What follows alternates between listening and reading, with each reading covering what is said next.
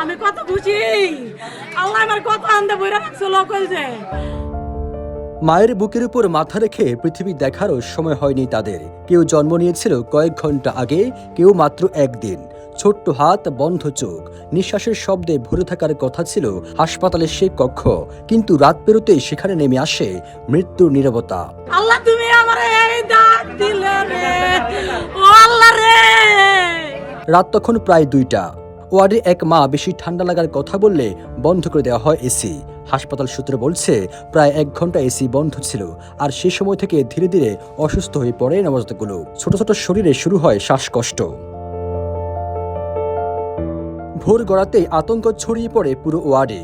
একে একে নিস্তেজ হয়ে যায় শিশুদের শরীর। চিকিৎসকদের চেষ্টা, মায়েদের কান্না, স্বজনদের আহাজারি কিছুই থামাতে পারেনি মৃত্যুকে। শেষ পর্যন্ত মারা যায় 6 নবজাতক।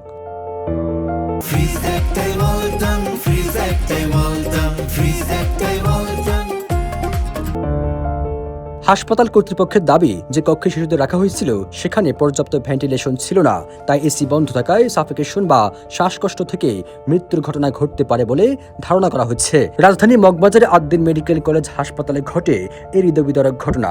হাসপাতালে কতক্ষণ তো আমরা বসে, আমরা তো জানি না কোথায় কোন কি করলো। ওরা জানলো, ওরা একটা বেড ডাক্তারও রইলো না, আর এক সিস্টারও রইলো না। ওরা কেন এই কথাটা বুঝলো না। 27 মে ডিএমপি রমনা জোনের সহকারী পুলিশ কমিশনার মাজহারুল ইসলাম জানান, ঘটনাস্থলে পুলিশের ক্রাইম সিন ইউনিট কাজ করছে। কিভাবে একসঙ্গে 6 নবজাতকের মৃত্যু হলো তা খতিয়ে দেখা হচ্ছে। মৃত শিশুদের বয়স ছিল মাত্র 1 থেকে 2 দিন। সবুজ আলম, নিউজ ডেস্ক, ইত্তেফাক।